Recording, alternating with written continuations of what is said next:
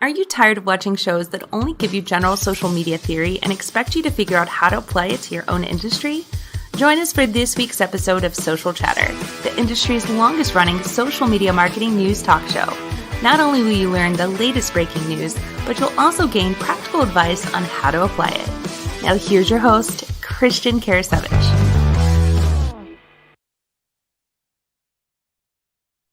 Welcome everyone to Social Chatter, your weekly social media marketing news talk show. This is episode 332 with myself, Sarah Monroe, and our guest, Anita Wong. So I'm going to go and bring on Sarah. We're going to kick things off because we've got some big social media news this week. And Sarah, I know we've actually been talking about this for, I don't know, was it like 6-8 months, maybe even? But I'm going to go and bring on Sarah and let's kick things off. Sarah, how you doing? Right. I'm great. Well, we have been talking about this, but only in the US. So this news comes for the rest of the world to experience the hot mess that I've been experienced with Facebook Reels over the last 6 months. And some of the other news is interesting. I think in the US, we get to be like the little guinea pigs, even before things are in the alpha stage of testing. Yeah. They sort of throw tools at the wall and see how they stick. So some of the things that we're going to talk about today, I've been seeing for weeks, actually. But we have our guest, Anita Wong, who's going to help us break down all of this. She's actually great at breaking down all of these jargony concepts into things that we can actually understand and use. She's a tech coach. She's a digital visibility strategist, and she hosts her own live show weekly, which is called the Digital Dots Live. So welcome, Anita. How you doing? Hello. Yeah, hi. Thanks for having me on the show. Really excited. Yeah. How did I do introducing you? Yeah, brilliant. Thank you. It's really, really good. And thanks for mentioning my show. I just bought the URL for it, actually. It was so exciting stuff. And that's always good, by the way, you know, what you're talking about, like you're taking a nice step in your business, which is buying a URL that you probably, I'm going to guess, set up as a redirect to get somebody to your YouTube channel or to get them to a specific property you want to take them to, rather than saying, hey, go to my, Facebook account and look this up. So love that idea. For those of you watching, by the way, we are broadcasting also over on Twitter Spaces at Social Chefs. So, if you want to go over there and listen, you can also do that as well. So Sarah, I'm going to turn things over to you and let's kick things off. Yeah, let's kick things off. So the big announcement from Mr. Mosseri, I like to think of him now like Mr. Rogers, right? Or your cousin Adam, right? Who sits down once a week and talks to his Instagram Reels. Adam Mosseri, of course, is the head of Instagram. And so he announced, and Facebook announced in their blog this week, that they are rolling out Reels worldwide. So for those of you who haven't seen a Reel, we're going to show you what a Reel looks like on Facebook. We've had these in the US, Mexico, Canada, and India since, I want to say, the fall. I think around September we started to see these. And I have to say, when I say that they're a hot mess, they are a hot mess. The Facebook algorithm hasn't been able to really dial in for me at all over this testing period. So I've got my fingers crossed that Facebook Reels is going to become as great as Instagram Reels, because Instagram Reels, I got to say, knows me and knows what I want. So what you're really going to see, the big change that you're going to see is in that second image. This is from the Facebook blog. You're going to see that you have tabs now across the top of your feed. So you're going to see stories, Reels, and I've forgotten the third one, rooms, stories, Reels, and rooms. So you're going to be able to tab across that top horizontal slider of your Facebook feed. Remember, we're now calling it feed instead of news feed. That started last week as well. So really, the way that these work, they look a lot like Instagram Reels. If you've been playing around with Instagram Reels, One thing that I find frustrating as a user is that the buttons are in different places. So it's almost like a memory game. Where do I find the sticker? Where do I find the text? But anyway, they are going to roll it out. We're going to have a lot more features coming soon, like drafts and clippings. That's going to come soon. Also, sharing your reels to stories. You're going to be able to watch reels in your watch tab, as well as seeing it up in the top of your feed. So Reels for Facebook is going to be 60 seconds, just like on Instagram. And if we want to talk about the big competitor, the reason why Meta jumped into this short form video to begin with, TikTok actually goes up to 3 minutes. In case anybody missed that news announcement over the summer, we did talk about that. So TikToks are going up, but Facebook, Instagram are keeping it at 60 seconds, vertical orientation, of course. They are going to monetize this. So they are going to bring in the Facebook ad machine with overlay ads. So there'll be banners and stickers that you can overlay. There will be some in-stream video ads that those who are signed up for that, the creators who are signed up for that can take advantage of that. Right now, Facebook Reels ads are cheaper than other placements. That's probably subject to change, as Meta really announced that Reels on Facebook and Instagram are their fastest growing properties. Profit share for ads will be 55% to the creator, 45% to Facebook. We will start to see full screen ads between the reels, just like we do on Instagram. And the Facebook stars payment will be coming as well, so that creators can get some money from stars too. So the other thing is, I will say it's a little easier to react, to give a little thumbs up to a reel on Facebook. It's a little easier to see the comments, I think, and the forwards. But yeah, so that's the rundown on Facebook Reels. Many of us have seen it for a while. Anita, have you seen this at all yet? Yes, I've just got it this week. So it's all exciting for us over in the UK, because I've been waiting for it for ages. Mm-hmm. And then just overnight, it was like, oh, I've got it. Oh. So yeah, it was really cool. So I've been playing with it. And like you, I don't think Facebook knows I'm there yet. So, yeah. The content has been really all over the place as far as what I've been seeing in my feed. But yet Instagram is right on target. It's really doing a great job. So hopefully the Facebook is known for its algorithm. The Facebook algorithm is amazing, but it just hasn't kicked in with Reels yet. Mm-hmm. I think one of the things I really like about the Facebook Reels is that you can do a reel in a private group. So because I used to love the stories in Facebook groups, and then they removed them out of the group. So I think interacting with your community inside of groups will be really good with Reels. Mm-hmm. Right. I gotta say, I like the idea that they've really been rolling out all of, like, here's the thing. I don't care that, like, oh, TikTok has something, or Instagram. Like, I like that they're starting to roll out all of these features across pretty much most social media channels, because that's one of the toughest parts, I think, for a business is, for example, this is great that they're rolling this out. But for a lot of businesses, it's like, oh, well, I was using TikTok because that was a different format, right? And it's like, now you have this format on Facebook. And I think that it should make it, I actually think it'll bring people potentially back to Facebook, because again, I mean, everybody always says, hey, they're going to quit Facebook, and they never really do.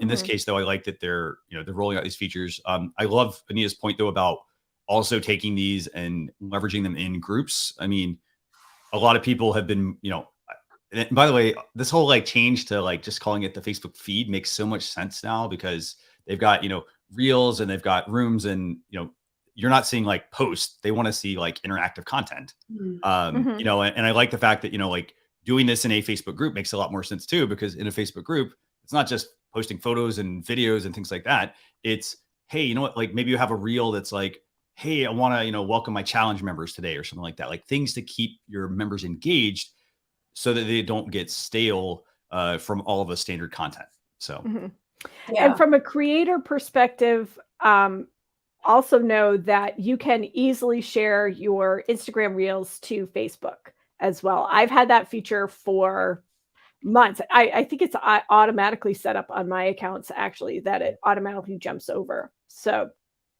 this is good. Yeah.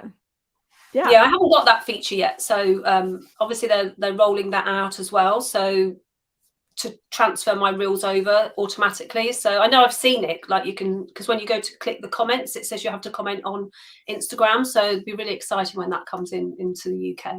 Mm-hmm. Right. One less task to have to do, right? Exactly. Post your Instagram reel, then go post your Facebook reel, then go post your TikTok, and right. Yeah. Go ahead. No, I was just going to say, it makes it easier for people then. They don't have to keep learning new things all the time. You know, once it's set as auto transfer over, then they're going to reach double the audience with one effort. So it makes it a lot more streamlined. Yeah. And speaking of streamlined, like when you think about like, you know, this is a big challenge. A lot of people try to make a TikTok video and they use music from that platform and then they want to put it on Instagram or Facebook. That's always been a challenge. And the great thing now, I think, is that now that Facebook has reels as well, you know, making content on Instagram, for example, and then bringing it into Facebook and vice versa, it's going to make making them a lot easier because you're not going to have to consider as much is that because keep this in mind, not all music tracks are available across all platforms. So, well, not even within Meta, because there's a lot of times when you move, if you do have music on your reel, it may not move over to Facebook. And my hope is that if it's licensed on Instagram, it should be licensed on Facebook. It's one company. So up until now, music hasn't necessarily moved over with your reel. So that will be interesting to see. They didn't mention anything about music in this announcement. And I realize I'm kind of jumping to conclusions there with, you know, what I think it's going to be, but I like the fact that, you know, you can they're going to make it easier for you to create content. And I think really the only thing that you're going to have to figure out is this: where do you want to spend your time? And it's not going to be across every platform. It's, you know, where's your audience at?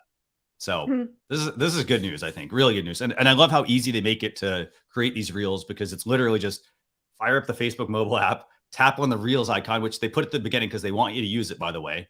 And then, you know, play around with some of the effects, for example. You know, don't be afraid to make mistakes. Like if you already know how to do it on other platforms, go ahead and do it on this other one as well. So. Exactly. So how about we jump into more Facebook news? And that is Facebook, for those, this is really for people who use Facebook frames on their profiles or pages, and creators who make Facebook frames, is that Facebook is now going to limit who is authorized to use frames. So this is part of their misinformation campaign. So only authorized, they're using the word approved. So non-approved pages and profiles can't make frames anymore. So it's only going to be allowed for authoritative organizations and those approved by Meta. And you will only be able to create them in the Facebook Frame Studio. And as of March 21st, if you have a Facebook frame, they will disappear. So if you want to keep them, download them now before March 21st. And the blog post that Facebook announced does have some tips and tricks and links to their frame creator studio for you to find out how you can get approval and all of that. So again, a little change up. I think those of us in the nonprofit world, if we don't have this approved status, it's going to be a little harder to create these advocacy campaigns with Facebook frames. Another hoop that we have to jump through, but we're jumping through plenty of hoops when it comes to ads. So just one more thing to elevate the information and the authority that we have on the platforms. So any comments from you guys about this one? I have a question, and my question is to either of you. Do you think this is too much, that they should limit who could actually create these, or how do you feel about it? I mean, I don't use the frames very often, to be honest. So I think maybe it's quite good to sort of have some sort of control on who creates them so that you can see what the frames are before they're released. But maybe that's just something that they could have done, like a pre-approval sort of system. So anyone could create them, but they just have to go through a pre-approval so that they can, they know that when they're released, they're not against any rules and regulations and things like that. So I think it's quite hard with the whole control. I think people will move away if it's too controlled. Okay. What do you think, Sarah? I hope that it makes it easier to get a page verified, right? I work with a lot of nonprofits. I work with some nonprofits that are very strong advocates of different social issues. And I've had to be verified because I manage the ads on that, on those accounts. And I would really like the page to be verified too, as an authority in the field. We have 10 years of history on these platforms now. And it would be nice to have that little blue check so that people know that, yes, this is this charity, this cause, or this advocacy agency, and they know what they're doing, and support them, right? Because it can only help us with our information that we put out there in social media. Definitely. And I want to add just, I guess, one thing on this. I think that I love your idea, by the way. I actually think it should be, if somebody were to verify a page, I would think that it would automatically maybe unlock this feature. Yeah. I will say, I do feel like this is ripe for improvement. The fact that they're going to revoke some of the access, because, if you kind of think about it, anybody could create a frame previously, and it's like, it's great, but then you never really knew what it was attached to, and so I really like the idea that they are going to pull back some of that control. But I do think they need to have a faster and better verification process. Right. And we have plenty of time for them to figure out the Giving Tuesday frames, because anybody who's been in the philanthropic communities around the holidays knows that Giving Tuesday is a big campaign for everybody, just to support and raise awareness about charitable contributions. So get it together. Give us access by September, please, so that we can get our fundraising campaigns in place. That would be great. Definitely. So that's some pretty big. I think this is pretty big Facebook news for the week. What else you got? What else? Let's jump to Reddit. We don't talk about Reddit much, and I think sometimes it's forgotten as a social media platform. We can argue whether or not it is. Regardless, we're talking about it today. And they are adding some image customization to their platform so that you can it's adding some story-like features to it. I have to say, the announcement of this on Reddit, the announcement was huge. There is tons of information packed into this one announcement, and we pulled one piece out of it. So we will link this in our blog, and it will be in the show notes too.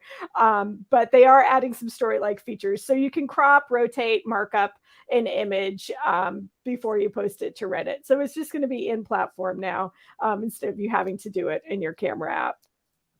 Very interesting. Yeah. Yeah. So Reddit knows their lane. They know they're really focused, rarely make changes like this. So it's great to see some creativity hop onto Reddit too. It is rather interesting, actually, just in terms of Reddit, because not a lot of people, a lot of people I think associate Reddit with like a discussion forum, things like that, like a private community. And so it is interesting that they're starting to add some of these features, but I guess they have to keep people on the platform. There's always going to be tools coming out that are, similar. So that are, if they're missing functionality, people are going to then maybe go do something else. So, right. Awesome.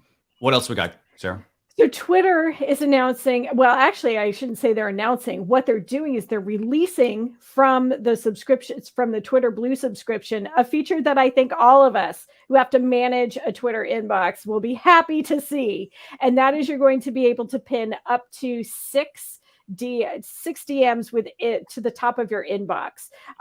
So this has been, like I said, it has been available in Twitter Blue. It allows you to just keep those important messages at the top of your inbox. And I mean, it'll be great for brands. I think a lot of business pages, though, we manage our Twitter inbox through other properties. We don't actually use the Twitter app, but it could be great for personal accounts or maybe smaller businesses who don't have a lot of DMs. There could be a few places where it's applicable. But I think what's more interesting, not so much that they're bringing this feature into or releasing this feature to everybody on Twitter, is that I wonder if we've reached our subscription tolerance, right? Because this was a clear advantage of Twitter Blue. So have we reached the point where we'd rather have ads and the features versus subscribing and getting the features? So I'll throw that out to you two about this. Which portion, the subscription side or what? Yeah, the subscription side, because this was a part of Twitter Blue. And I mean, are they starting to realize, okay, people are more apt to accept the ads as a revenue stream versus the subscription. So let's just let them have some of these features. Okay, I'm going to turn that over to you, Anita. What do you think?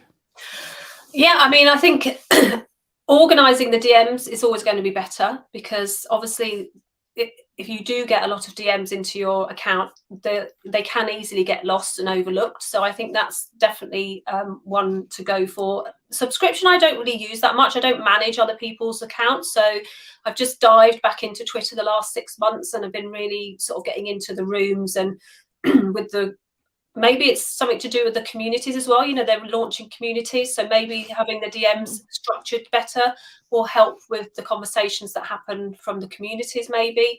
I've been invited to a community, but I'm not seeing it on my app yet. So I'm just waiting for my app to catch up with everything else that's going on. So be interesting to see how quickly they roll it out over to the UK.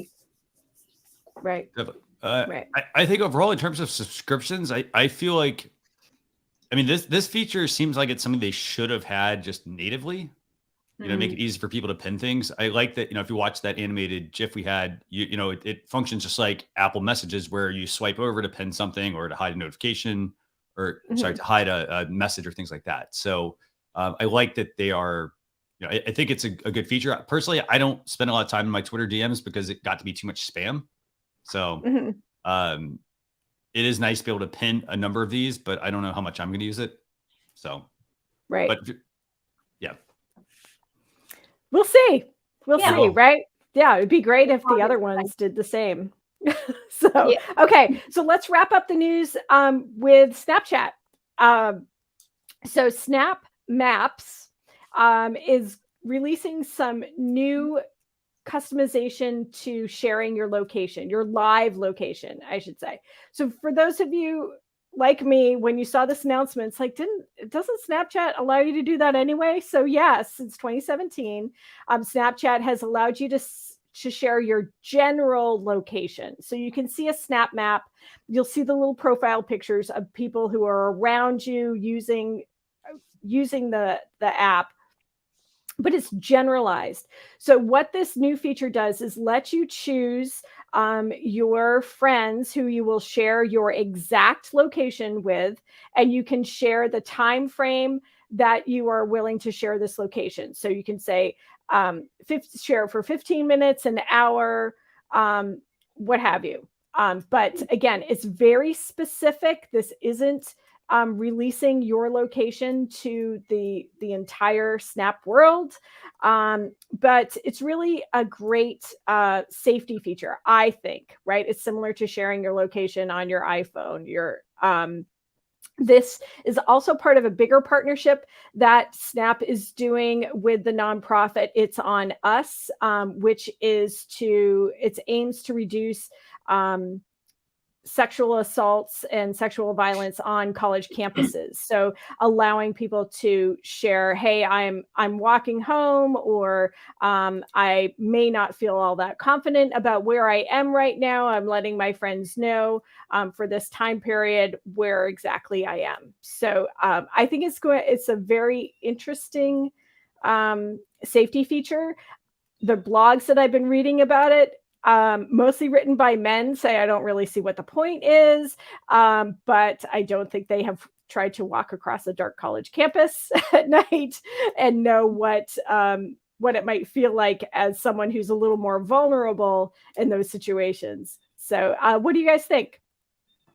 Anita, what do you think? Oh, I think it's a great idea. So, I mean, I'm in Snapchat just to keep not tabs, but to connect with my kids, because I've got 4 daughters and they're 18 up. So I do use the iPhone location with them. That's the only requirement I have with them, is that they can have that on, so that if it's late, I can just check where they are.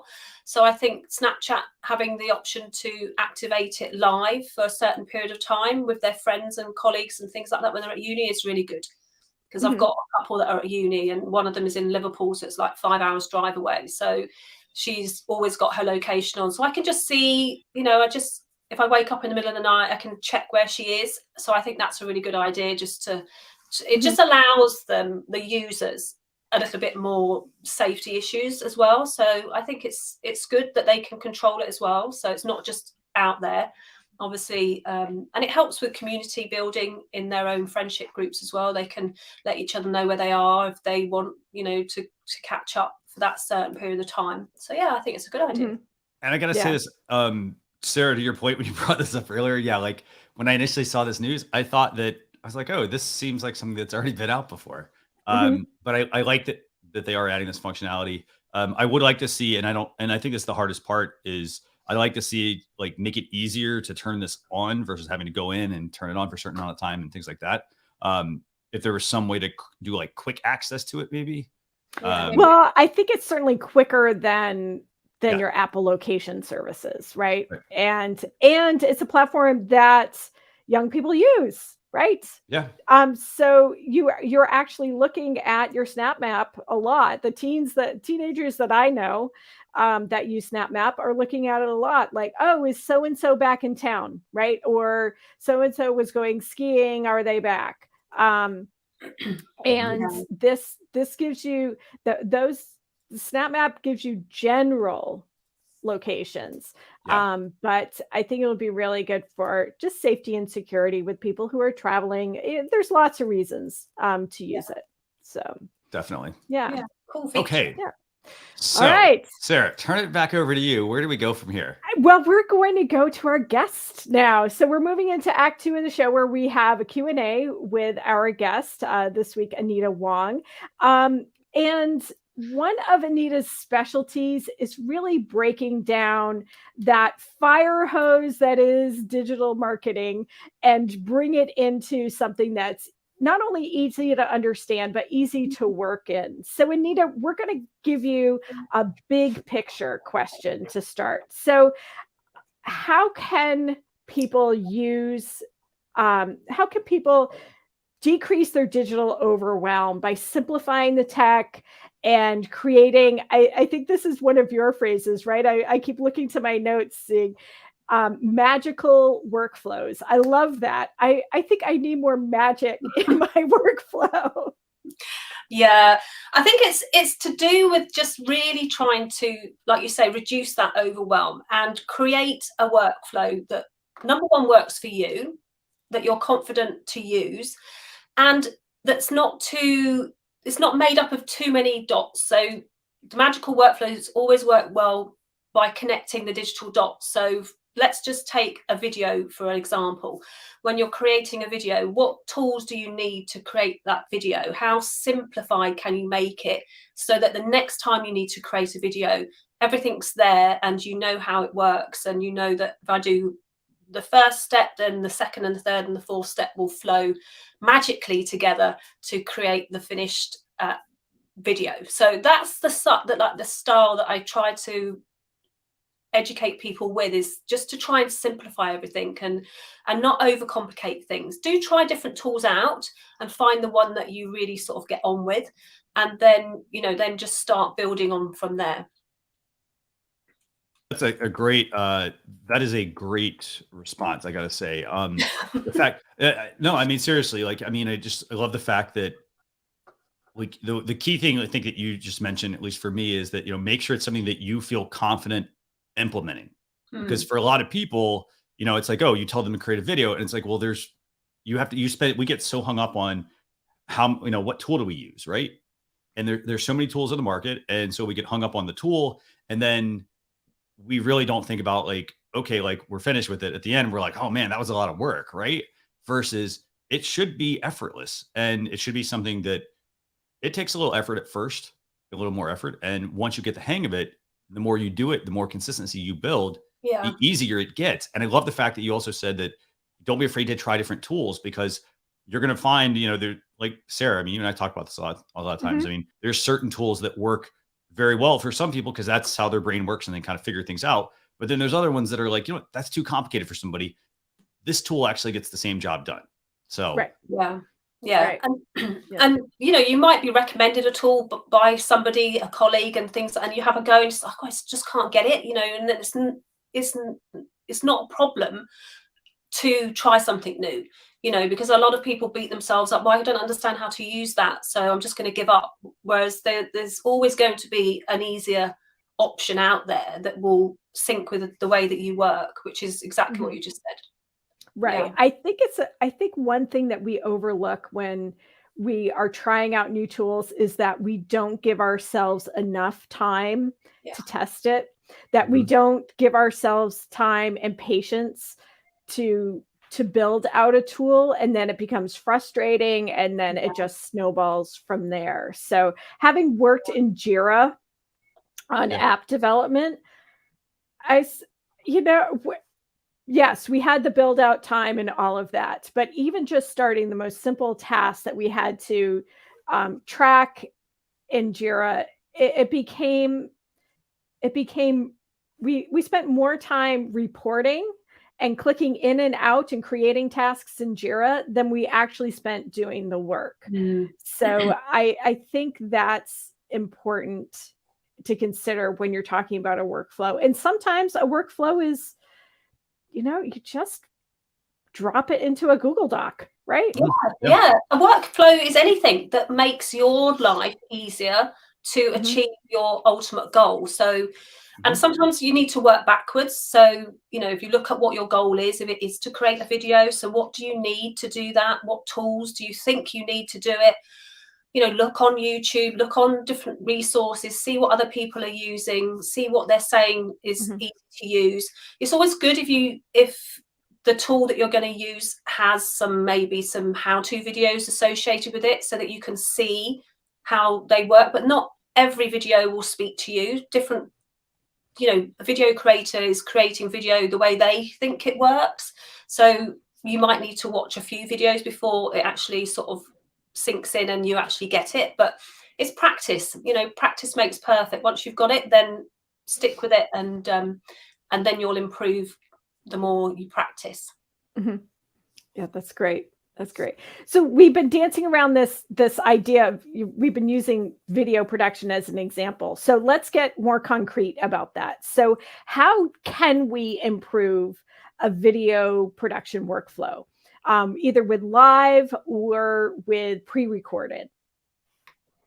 Well, I think you need to break it down into some steps, first of all. So basically, what is the overall goal of the video? So what do you want the viewer to do when they're watching your video or after they've watched your video? And then work back from there. So for example, just before this live, I was recording a video for a YouTube challenge that I've got coming up. So I was recording the video that I'm going to be putting out on social to encourage people to sign up for the actual challenge. So it's like, okay, so I've done the video. What needs to be done now to get them to sign up for that challenge? So then you have to look at the tool that they need to go to actually give you their name and email, and it's those sorts of things that you need to do. So just break it up into simple stages, and then look at each tool that you need to work on to connect those digital dots together. Right. It's that old fable about eating an elephant, right? One piece at a time. Yeah, one piece at a time. It's a very overwhelming because people forget to look at the overall picture. It's almost like you need to sort of stand up and look at what you're doing from above. So writing out what you need on a document in Google Docs, what do I need to do? Just bash it out into like bullet points. And then from there, you can then sort of break it down even further. just to simplify the whole process, to make it less overwhelming, and then just do one stage at a time.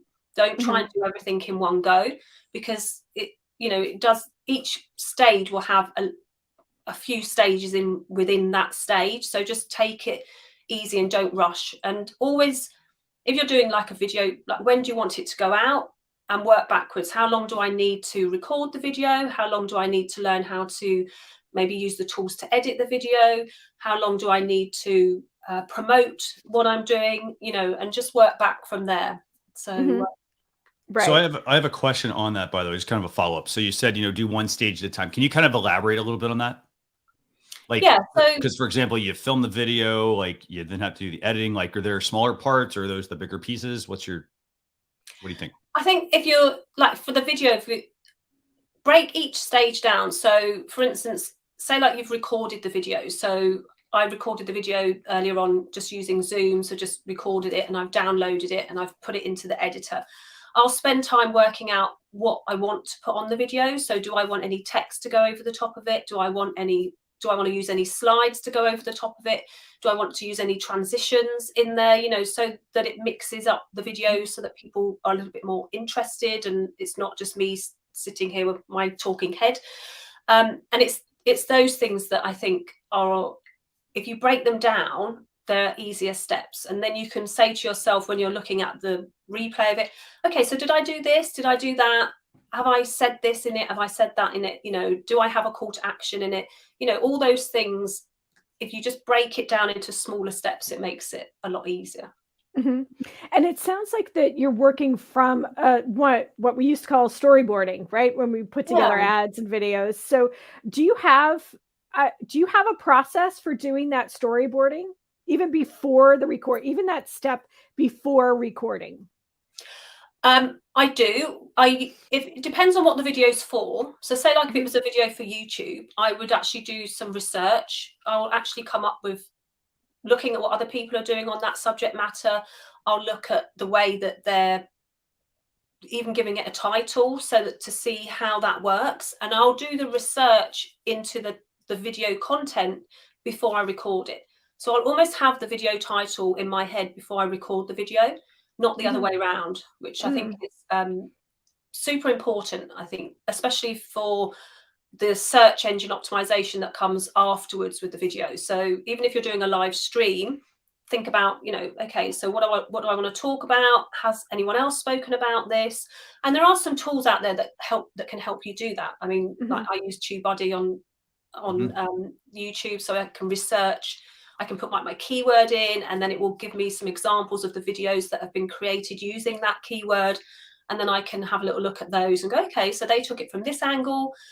How can I help my audience? Because obviously, your audience, so what angle your audience is going to come from. Because I like to simplify my videos down quite a lot, so that it makes it easier for people to stop, start, and watch and actually action. So definitely do the research around the video, the topic first, and then record it.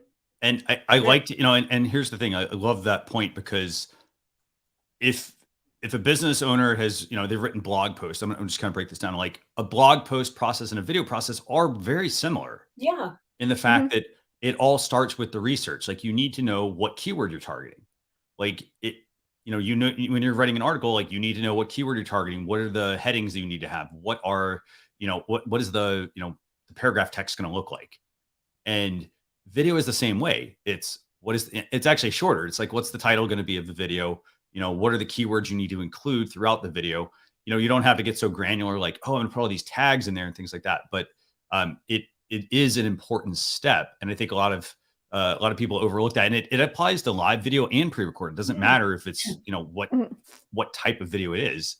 It's definitely an important process. And I love the fact that you mentioned using it as a research tool to also not just look at what keywords and whatnot are being used, but also look at the thumbnails people are using, look at, how, like, what do they include in their video? Because all that information you put in the video is important for YouTube discovery. YouTube's going to listen to your video basically and give you chapter markers. So if you're talking about a specific topic, try not to go off of the topic and start talking about something else, because again, the tighter the package, the better the video is, the more likely it's going to get recommended to people. So yeah, and the audience that you're, sorry, Sarah, go on.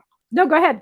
No, I was just going to say the audience that you're speaking to as well is super important, because, you know, if your topic is on a certain thing, so say like if I was to choose maybe a webcam as a topic, you know, to simplify things, you can talk about using that webcam and how easy it is to plug it in, rather than say like in comparison to say like using a digital camera where you've got to do all the presets and things like that. So someone who is talking to somebody who uses digital cameras may go into it in much more depth and much more detail, whereas with a webcam you can talk about the ease of use, and it really depends on your audience that you're speaking to, and that will help YouTube pull those people to your channel as well, because if they see that you're speaking to a certain audience, they're going to recommend videos around the same topic to that audience as well. I like that you brought up audience, because a lot of the video production that I do in the nonprofit charitable sector is completely different. We are laser focused on the audience, right? The audience is the first thing to tell the story to. So what is it that we know that specific charitable audience needs to know? What do we want them to know to move them toward a gift? So we're not thinking about SEO. We are thinking about tags. I will say that we are thinking about tags, how we will sort of get this out into the broader community, but not so much the entire internet SEO kind of community. So we're really story and audience first, and then all of those other things come after. So it's just a different approach, just a different approach. And it's interesting to hear your approach, Anita, and I know Christians, because we have this battle every week about what's the headline going to be, right, for the show. So yeah, I approach it completely differently. Yeah.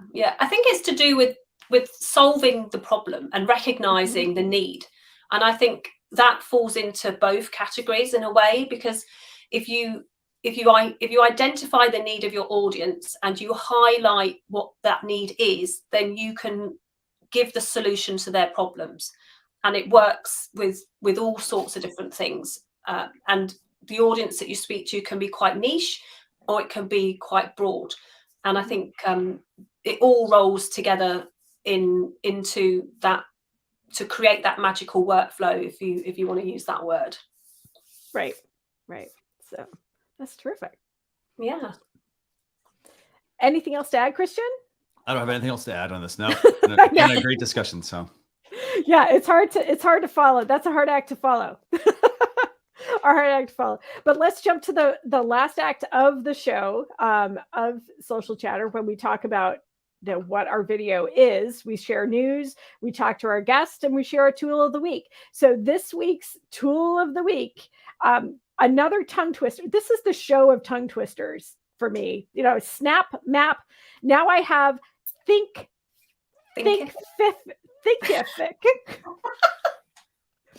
Oh my gosh, it's too early. I'm on the East Coast. It's just too early to try to pronounce this.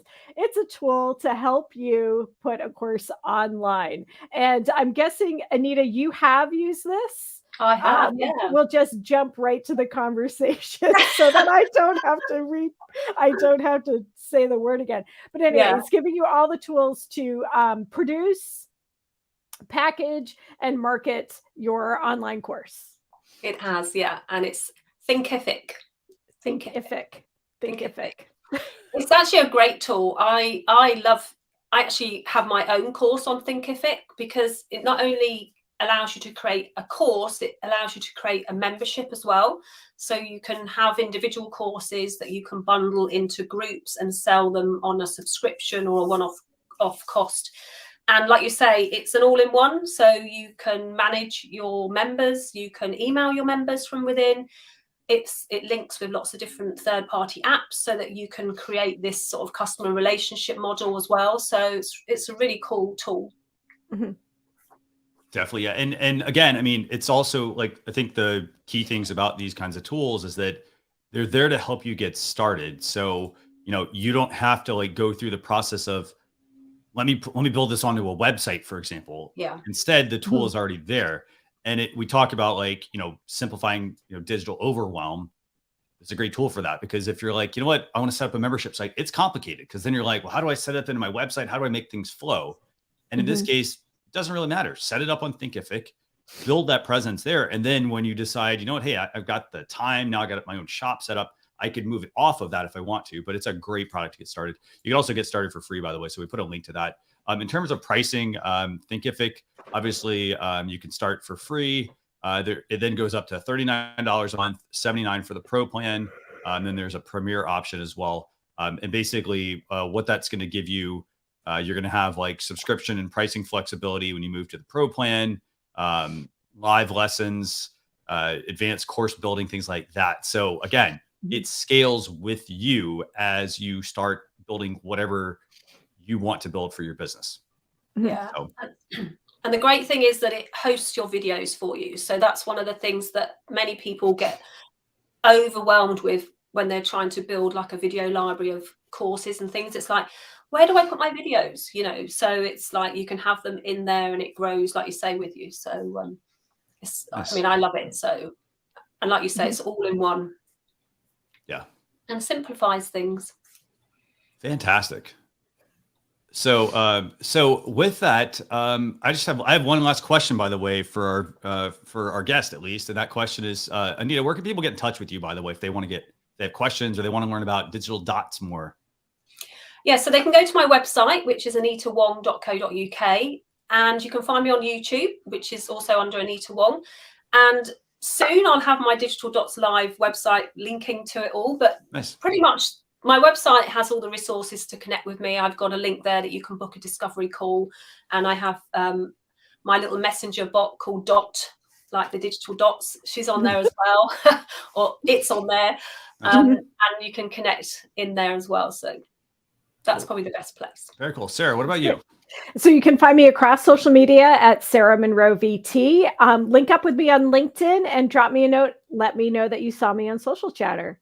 Very cool. And I'm Christian Kirsevich at Social Chefs across all the social platforms. Again, we're also broadcasting over on Twitter Spaces. So if you ever want the audio version, go check us out there. We post that every week. But with that, I want to thank everybody for tuning in. I want to thank our guest, Anita, for just coming on and just sharing such great information, especially about helping you handle digital overwhelm. It's great that Facebook's rolling out these new features, but I'm sure for a lot of you, hey, that's a lot of extra work. It seems like a lot of extra work now. So hopefully you can take some of those tips that she talked about and apply that to using Facebook Reels. With that, I want to let you know, we're going to have a blog post that goes out over the weekend, socialchefs.com/SC332. We're going to be joined next Thursday by Janine Cummings over at same location at 8 a.m. Eastern Standard Time. But with that, I want to thank everyone for tuning in, and we will see you all next week. Bye, everyone. Bye.